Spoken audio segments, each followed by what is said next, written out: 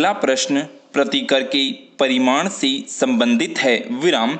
यद्यपि वादी ने विभिन्न शीर्षों के अधीन नुकसानी के लिए दावा किया है, तथापि उन्हें दो शीर्षों के अधीन वर्गीकृत किया जा सकता है, धनीय और अधनीय। विराम। धन संबंधी हानि के अधीन उसने उपार्जन की नुकसानी, अस्पताल ले जाने के लिए उपगत व्यय और अतिरिक्त आहार, मोटरसाइकिल के लिए नुकसानी, भावी उपार्जन की नुकसानी को सम्मिलित किया है। विराम। अधनीय हानि के अधीन पीड़ा, यातना, आघात और सुख सुविधाओं की हानि के लिए प्रतिकर आता है। विराम।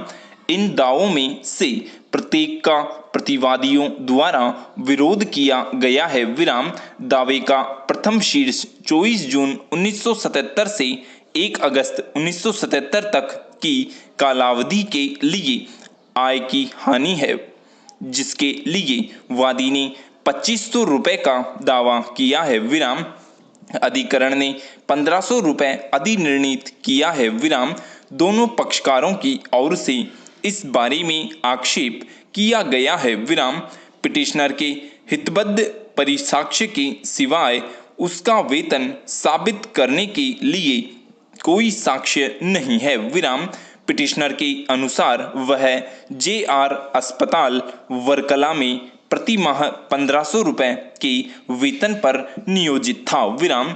उसने यह भी उल्लेख किया है कि उसे प्राइवेट व्यवसाय करने के लिए भी अनुज्ञात किया गया था, जिससे उसे प्रति माह 500 रुपये की आय होती थी। विराम। वादी ने अस्पताल प्राधिकारियों की या अन्य साक्ष्य की परीक्षा करके उन्हें साबित करने की इच्छा नहीं की है। विराम। यह तथ्य शेष रहता है कि उसने अस्पताल में अपना पद अप्रैल 1977 में ही ग्रहण किया था। विराम।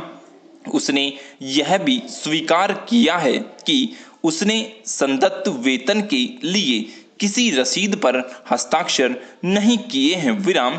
वह प्रतिदिन त्रिवेंद्रम से वर्कला जाता है। विराम। स्वयं इस बात से यह अनुमान निकलता है कि वह ऐसा विख्यात डॉक्टर नहीं था जिसे इस दर पर संदाय किया गया था। विराम। इसलिए निचले न्यायालय ने उपार्जन की हानि से संबंधित उसके कथन को स्वीकार न करके सही किया था। विराम। 1500 रुपये प्रदान करना भी न्यायोचित नहीं है। विराम। क्योंकि यह एक ऐसा मामला होगा जहां उस दशा में अधिनिर्णय शुद्ध अटकलबाजी होगा जहां यह सबूत के समर्थ है। विराम। जहां तक उपार्जन की हानि साबित करने के लिए वादी के असफल होने का संबंध है, इस शीर्ष के अधीन अधिनिर्णीत 1500 रुपये को नामंजूर करना होगा। विराम। ऐसी ही बात अतिरिक्त पोषाहार शीर्ष के अधीन पिटिशनर द्वारा किए गए दावे के बारे में है। विराम। पिटिशनर द्वारा अतिरिक्त पोषाहार पर खर्च की गई रकम के संबंध में कोई सबूत नहीं है। विराम। इन सभी को साबित किया जा सकता है और बिना साक्ष्य के इन शीर्षों के अधीन अधिनिर्णय शुद्धतः अटकलबाजी होगा और निचले न्यायालय ने यह अधिनिर्णीत करके सही कार्य नहीं किया था। विराम। इसलिए इस शीर्ष के अधीन अधिनिर्णीत 350 रुपये को भी नामंजूर करना होगा। विराम। मद संख्या 4 के अधीन दावा मोटर साइकिल की मरम्मत के लिए दावाकृत रकम है। विराम। पिटिशनर द्वारा 3000 रुपये का दावा किया गया था। विराम। निचले न्यायालय ने 2800 रुपये अधिनिर्णीत किया है। विराम।